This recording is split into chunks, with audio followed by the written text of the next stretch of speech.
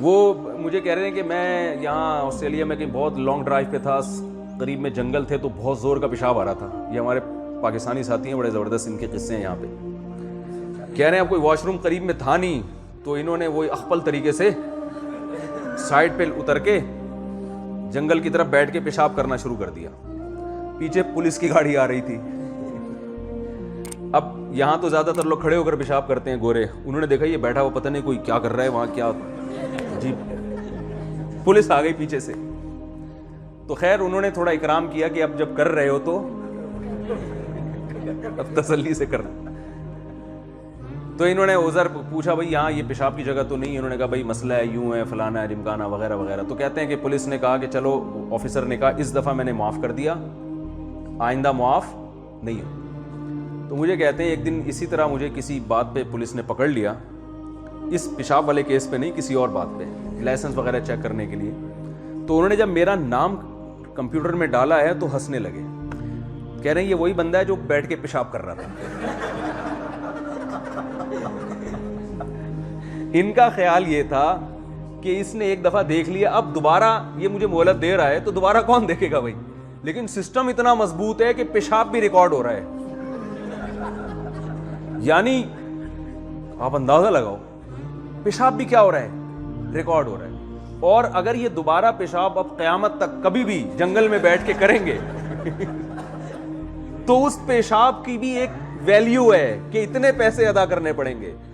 اور وہ آپ دیکھ لیں, یہاں کے کسی وکیل سے پوچھ لیں جنگل میں پیشاب کرنے کے کتنے پیسے ہیں. تو پھر اگر اب یہ کیا کریں گے, دیکھیں گے بھائی کہ مثال کے طور پر $50 ہیں, تو پیشاب کی اسپیڈ کا اندازہ لگائیں گے کہ اگر اتنا تیز پیشاب آ رہا ہے کہ $50 کی ویلیو اتنی نہیں ہے, یہ پیشاب پاس ہونا زیادہ ضروری ہے, تو کر لیں گے, ورنہ یہ $50 بچانے کی کوشش کریں. ایسا ہی ہے کہ نہیں ہے.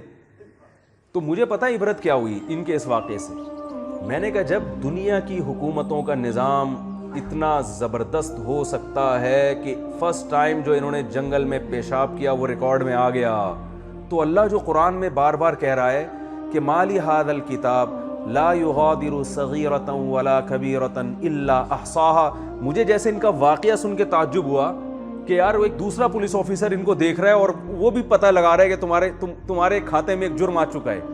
تو قرآن کہتا ہے کہ جب انسان قیامت کے دن اٹھائے جائیں گے اور ان کا نامہ اعمال ان کو دکھایا جائے گا, تو کہیں گے یہ کیسا اعمال نامہ ہے, یہ کیسی رپورٹ کارڈ ہے, کیسا رزلٹ ہے کہ اس میں میری زندگی کا کوئی ایک ایسا گوشہ جو بڑا ہو یا چھوٹا ہو اس نے اس کو چھوڑا نہیں ہے, ہر چیز اس میں لکھی ہوئی ہے. فلاں موقع پہ میں نے کیا کیا تھا, فلاں موقع پہ میں نے کیا کیا تھا. لقمان علیہ السلام نے اپنے بیٹے کو جب نصیحت کی ہے تو کیا کہا ہے, یا بنی انہا ان تکو مثقال حبۃ من خردل فتکن فی صخرۃ او فی السماء او فی الارض یأتی بها اللہ. اے میرے پیارے بیٹے, تم اگر کوئی نیکی یا برائی کرو گے نا, اور وہ اتنی چھپ کے ہو کہ کسی چٹان میں ہو, رات کی گہرائی میں کسی چٹان کی جو ہے نا کسی غار میں بیٹھ کے بھی کر رہے ہو, قیامت کے دن اللہ اسے بھی نکال کے لے آئے گا. یہ ساری چیزیں کمپیوٹر میں خود بخود آٹومیٹک سیو ہو رہی ہیں, ایک بٹن دبانے کی دیر ہوگی اور ساری زندگی کا ہمارا ریکارڈ آ جائے گا. تو یاد رکھیں نبی صلی اللہ علیہ وسلم نے ارشاد فرمایا, جیسے میں مثال دے رہا تھا کہ ہر جرم کا ایک جرمانہ ہوتا ہے, ایک قیمت ہوتی ہے, تو اللہ کے ہاں بھی ہر جرم کا ایک جرمانہ ہے. اور نبی صلی اللہ علیہ وسلم نے فرمایا قیامت کے دن جو کرنسی ہے وہ درہم اور دینار اور ڈالر اور روپیہ نہیں ہے, قیامت کے دن کی جو کرنسی ہے وہ نیکیاں ہیں. جس کے پاس زیادہ نیکیاں ہوں گی وہ زیادہ دولت مند ہے, جس کے پاس کم نیکیاں ہیں وہ کم دولت مند ہے. تو آپ صلی اللہ علیہ وسلم نے فرمایا میری امت کا مسکین وہ ہے شتم ھذا, ایک شخص ہے جو نیکیوں کا انبار لے کر آئے لیکن کبھی فلاں کو گالی دی, رشوت لی, وہاں سے کسی پر ظلم کیا, تنخواہ پوری لے رہا ہے, لیکن جب آپ کا کسی سے ایگریمنٹ ہوا تو آپ اس کو کام پورا نہیں کر کے دے رہے, اس کا حق مارا نا. اور اس میں مسلم اور غیر مسلم میں کوئی فرق بولو بھائی نہیں ہے. معاہدوں کی پابندی یہ مسلم کے ساتھ بھی اسی طرح ہے جس طرح غیر مسلم کے ساتھ ہے, کوئی فرق نہیں ہے. رسول اللہ صلی اللہ علیہ وسلم کے جو زیادہ تر معاہدے تھے وہ تو غیر مسلموں کے ساتھ ہوتے تھے. صلح حدیبیہ کس کے ساتھ ہوئی تھی, مسلم کے ساتھ یا غیر مسلم کے ساتھ؟ کتنا نقصان ہو رہا تھا اس میں مسلمانوں کو, مگر آپ نے اس معاہدے کی خلاف ورزی نہیں کیے. پیغمبر معاہدوں کی خلاف ورزی ہمارے نبی ہمیں سکھا کے آ رہے ہیں اور ہم کر کے آ رہے ہیں. جھوٹ, ہر جگہ جھوٹ بولا جا رہا ہے, ہر جگہ دو نمبری. اس کو فخر کرتے ہیں, اس پہ جو ہے نا وہ اس کو کمال میں, یعنی یہ کمال کی چیز سمجھتے ہیں اس کو. میں نے اتنوں کو دھوکہ دے دیا, میں نے اتنوں کو ٹوپی کرا دی, میں نے اتنوں کو یوں کر دیا, بیوقوف بنا دیا, میں نے اس کو یوں کرا, اس کو کمال سمجھنے لگے ہیں. تو رسول اللہ صلی اللہ علیہ وسلم نے فرمایا قیامت کے دن ایک شخص آئے گا, وہ کہے گا اے اللہ اس نے فلاں موقع پہ مجھے گالی دی تھی. تو اللہ کہیں گے ٹھیک ہے آج بدلہ لے لو. وہ اللہ کے ہاں جو بھی بک ہے نا جس میں لکھا ہوا ہے کہ فلاں جرم کے اتنے پیسے, تو اللہ کہیں گے اس کی اتنی نیکیاں لے لو.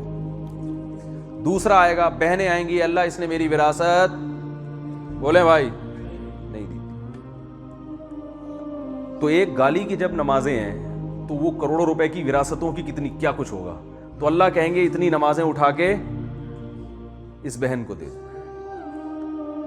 ممکن ہے آپ کا باس آئے کہ اللہ تنخواہیں پوری لے کر گیا تھا, آج مجھے پتا چلا کہ کام میں ڈنڈی مارتا رہے. وہ بھی اس کو اس دن پتا چلے گا, لیکن دنیا میں تو اس کا تو جو آڈٹ کرنے والا ہے اور جو اس کا مینیجر ہے, ہو سکتا ہے اس کے آپ سے بڑے اچھے تعلقات ہوں, آپ لیٹ آ رہے ہو, حاضری پوری لگ رہی ہو, تو وہ کہے گا آج مجھے پتا چلا کہ تنخواہ پوری لیتا رہا ہے کام میں, آج مجھے پتا چلا کہ کمپنی خسارے میں کیوں جا رہی تھی. صحیح ہے نا.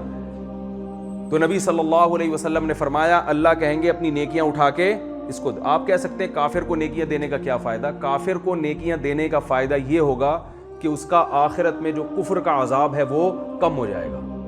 کافر کے لیے اللہ نے آخرت میں عذاب میں کمی بیشی رکھی ہے, عذاب میں کمی بیشی. تو اس طرح سے لوگ نیکیاں لے کے جاتے رہیں گے. آپ صلی اللہ علیہ وسلم نے ارشاد فرمایا اہل حق کا حق ابھی ختم نہیں ہوگا اور اس کے پاس نیکیاں ختم ہو جائیں گی, لیکن لوگ ابھی آ رہے ہوں گے. کیونکہ جو کرپٹ ہوتے ہیں نا وہ پھر ایک دو کے ساتھ تھوڑی کرتے ہیں. جو جھوٹ بولتے ہیں وہ ایک دفعہ جھوٹ بولتے ہیں, بھائی کیا ہو گیا, جو جھوٹ بولتے ہیں وہ پھر سارا دن جھوٹ ہی بولتے ہیں. ان کو سچ بولنا سمجھ میں ہی نہیں آتا. وہ ماں کے ساتھ بھی جھوٹ, باپ کے ساتھ بھی جھوٹ, بیوی کے ساتھ بھی جھوٹ, بہنوں کے ساتھ بھی جھوٹ, بھائی کے ساتھ بھی جھوٹ, اور پھر وہ جھوٹ کی مشین بن جاتے ہیں. جو کرپٹ ہوتے ہیں وہ دیکھو, جو ایماندار ہوتا ہے وہ کسی کے 5 روپے بھی نہیں رکھتا, اور جو 5 روپے چوری کرتا ہے نا, اس لیے نہیں کہ یہ 5 روپے ہیں, اس لیے کہ اس کو موقع ہی 5 روپے چرانے کا ملا ہے. اگر یہ 5 کروڑ ہوتے تو بھی یہ نہیں چھوڑتا. چور چور ہوتا ہے, چاہے وہ 5 روپے چوری کرے چاہے وہ 5 کروڑ چوری کرے, اس کی فطرت ہے, اس کی خصلت ہے. تو نبی صلی اللہ علیہ وسلم نے ارشاد فرمایا کہ اہل حق آئیں گے, اس کے پاس نیکیاں ختم. تو اللہ کہیں گے آج انصاف کا دن ہے, تو اب ایسا کرو ادھر نیکیاں ختم ہو گئیں, اس کی برائیاں جو ہے نا, اہل حق کی برائیاں اٹھا کے اس کو دینا شروع کر. سمجھ میں آ رہی ہے بات. تو یہ برائیاں ہوتے ہوتے نبی نے فرمایا اس کا نیکیوں کا پلڑا ختم اور برائیوں سے ترازو اس کا بھر جائے گا, اٹھا کے جائے.